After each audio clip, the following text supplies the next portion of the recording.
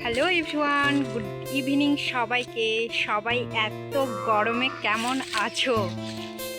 আমি তো একদম গরমে অস্থির হয়ে গেছিলাম বাড়িতে, তাই এসেছি একটু পুকুর পাড়ে বা আম বাগানে, দুটোই বলা যেতে পারে। আর এখানে এসে মন শরীর দুটোই ঠান্ডা হয়ে গেল।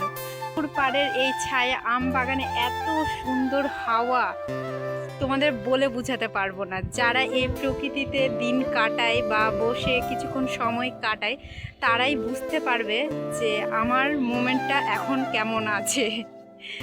তো এগুলো হচ্ছে আমাদের আসনা আম, আর এটা হচ্ছে সূর্যাপুরি, এখনও পাড়া হয়নি। আর আসনা আমগুলো তো জানোই যে আশ্বিন মাস না হলেও রাখলে তো থেকেই যাবে, কিন্তু শ্রাবণ মাসের এগুলো পাড়া হবে। আর কিছুটা ফুনিয়া আম আছে, ওগুলো তো লিচুর মতো সাইজ, যখন পারবে তখন তোমাদের অবশ্যই দেখাবো। তো ওই বাগানের আমরা তো জানোই পেরে আমরা শেষ করলাম, আর এখন আমাদের এই বাগানের পালা।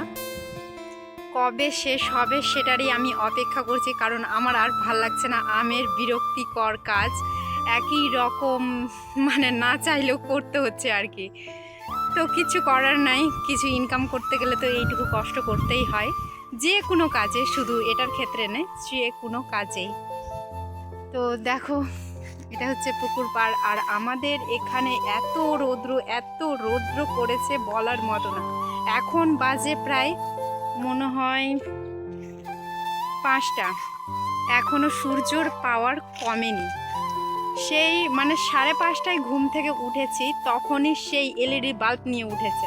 মানে এই গরমে কেউ ডিউটি ভালো করুক আর না করুক, আমাদের কিন্তু সূর্য মানে একদম পুরো ভালো করে ডিউটি করছে।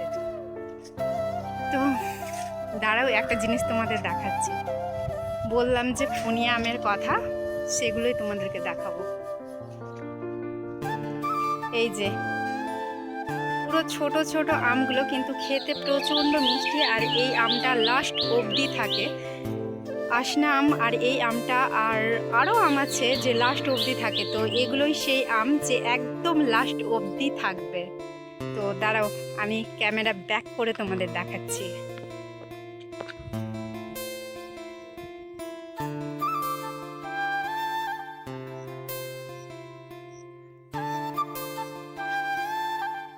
এইরকম পুরো গাছটাতেই আছে, একদম অসাধারণ ফল এসেছে আমের এবছর। গেলবারও ছিল, কিন্তু এই গাছটাতে এতটা ছিল না, কিন্তু এই বছর খুব ভালো ফল এসেছে। আর তোমরা তো শুরু থেকেই দেখেছো যে আমরা কি হারে খাটনি করেছি, মানে 7 থেকে 8 বার শুধুমাত্র স্প্রে করাই হয়েছে। তো দেখে নিলে কেমন ফল এসেছে। এটা হলো ফুনিয়া আম, আর এটা লাস্ট অবধি আম থাকে। তো তোমরা যদি এই জায়গাটাতে, এটা অনেক পিকনিক স্পটও বলা চলে, এখানে অনেকে পিকনিক করতে আসে কিন্তু জানুয়ারিতে।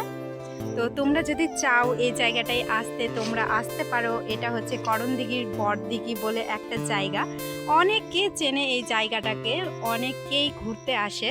আর আমার পেছনে ওই বড় একটা পুকুর আছে, ওটার জন্যই কিন্তু আমাদের এই জায়গাটা বিখ্যাত, মানে বড় দিঘি যাকে বলা হয়। আমাদের বাড়ি হচ্ছে করণদিঘি, আর এটা হচ্ছে বড়দিঘি, মানে বড় পুকুরটার জন্যই নাম রাখা হয়েছে বড়দিঘি। নাই, আমি ভিডিওটা এখানেই শেষ করছি। দেখা হবে কোনো একটা শর্ট ভিডিওতে। তো চলো, বাই।